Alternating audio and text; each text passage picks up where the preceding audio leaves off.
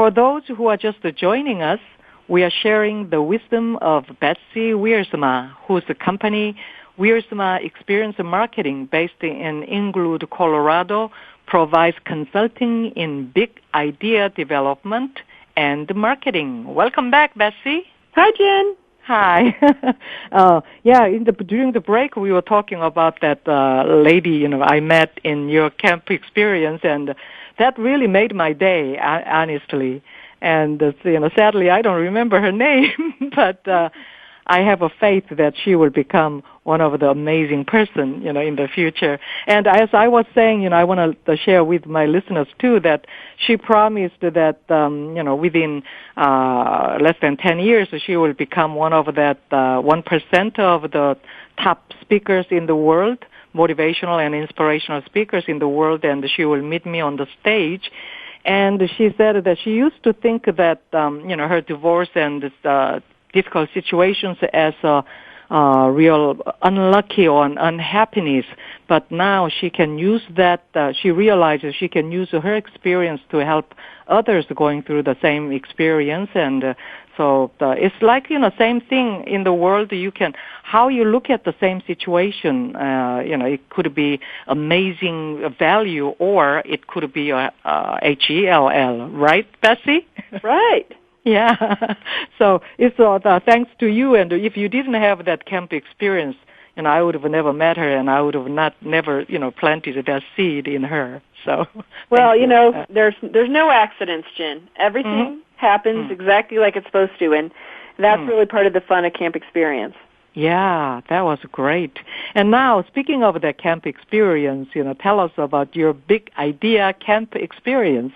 Well, since I had to have a purpose-built life around parenting in Englewood, Colorado, I decided to create my own destiny and be my own customer.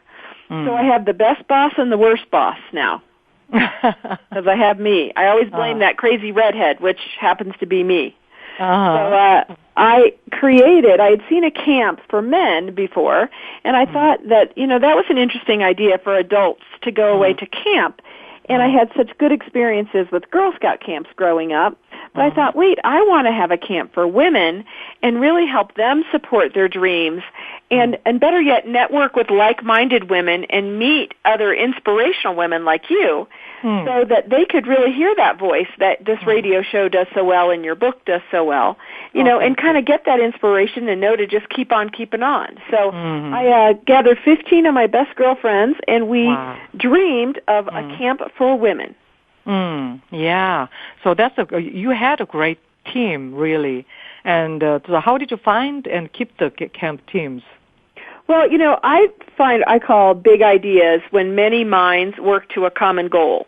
So I think, I could have the best idea in the world, but if I couldn't surround myself with a lot of smart people to help me figure out how to do it, there's just no way I could ever get it done. And so I started to ask people, what kind of experiences were they looking for? And from the volunteers, I started noticing that lots of people never get asked to do something really big in the world. And they think, only important people do that or only wealthy people do that. And I just asked anybody to say, hey, let's put our gifts together. So the way I gathered my team was really to serve them by giving them a chance to do something they didn't get to do every day. And that was to serve on a committee that, now has raised $250,000 cash and in kind for women and children in just 4 years. Wow, that's great. And that's, gives them the time to experience something very new and important. Yeah, when they work together for a whole year, we become such good friends. And, recently a couple of the girls have been through some terrible bouts with cancer and some terrible things with finances, and all of them have said, my camp sisters have got me through. And it's really a nice honor that we put together such a strong network that it really stands up to anything the world deals out. Yeah, and it might be kind of repetitious, but how do you attract speakers and sponsors to your dream? Well, just kind of like the committee, I go after companies that want to market to the amazing women that attend the camp. So especially financial services companies, and we have a new bank. Like, for instance, the bank gives us a $75 donation for anyone who opens up a checking account for $25, and they give the person who opened up the account a $25 bonus. So basically, for opening the account, You get $25 from the bank, and our charities get $75. And then I raise some money to match that. So for opening an account, you make a $150 donation, not of your own money, to the charities. So that's just a really great, inspiring thing to do, and it helps the bank get new customers. Wow. And you are such a persuader. Yes, people have said, Jen, when I get them in my radar, and they can't say no. But usually it's because everybody wins. That's the only way I like to play, with everyone winning. Yeah, that's a great strategy.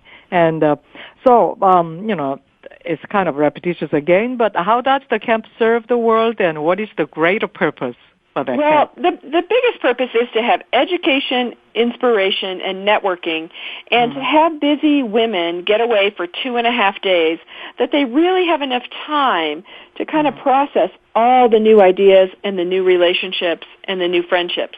It was my experience as a speaker that for that 1 hour I could touch that audience and really capture them.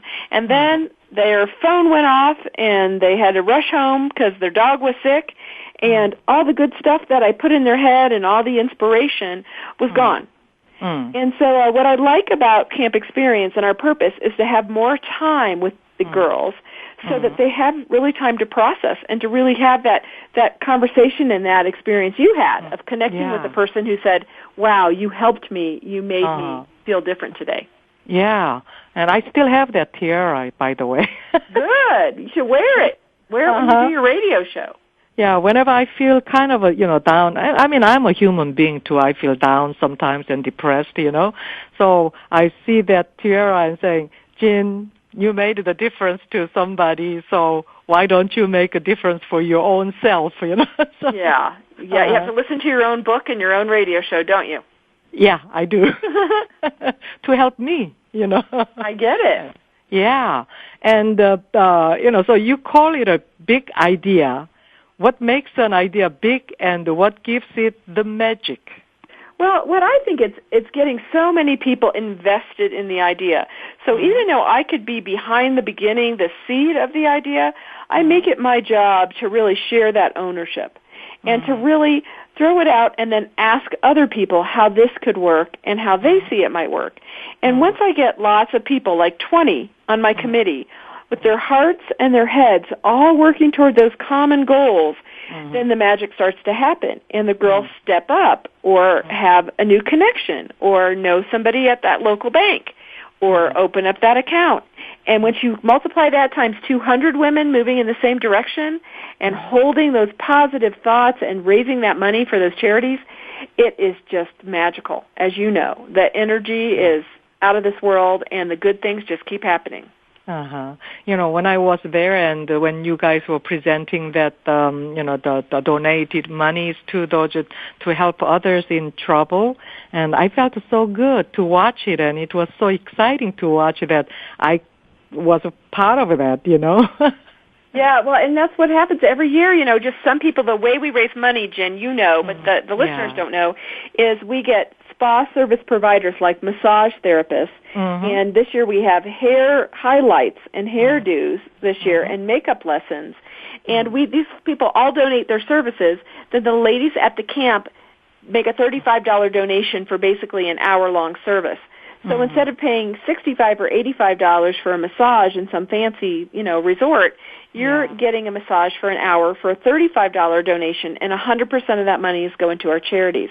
Yeah. So, here's these people that are getting a massage for the best deal they ever got. They feel super good, and 100% of that money is helping charities. So that seems to be the magic. Yeah, and let me change just my question to my own curiosity. Were you able to speak this well? When did you start becoming a speaker, and what age? I was a speaker in high school in the speech team, and I used to do impromptu, and we'd have to draw a topic out of a hat, and we had 1 minute to do a 5-minute speech on whatever topic that you happen to get. So I started there and was speaker of my class for my high school and college, both my graduations, and just started professionally speaking really in my 20s, which has taken me to 16 countries, and I've published 2 books in the process. So I opened my mouth, I think, when I was very young, and I never stopped talking. Wow. And, I saw you on the stage, at the camp experience, and you were so cool and so confident, and you just don't seem to have any fear standing in front of how many were there? I forgot, We have about 200 who come every year to the camp. And, Jen, I've gotten sillier and sillier. Last year, I did a Hannah Montana solo. It's The Climb, and brought the house down. And this year, I'm doing a little Michael Jackson, Woman in the Mirror. So with a complete choreography. So, I've now turned not only my speech into some lip syncing of some inspirational songs for the girls. So it's getting sillier. You'll have to get back next year. Oh, yeah, next year. Yeah, that's very interesting, and you're really my role model, that, But no, you're my role model, sister. We are both our role model, and in the meantime, we're going to take that final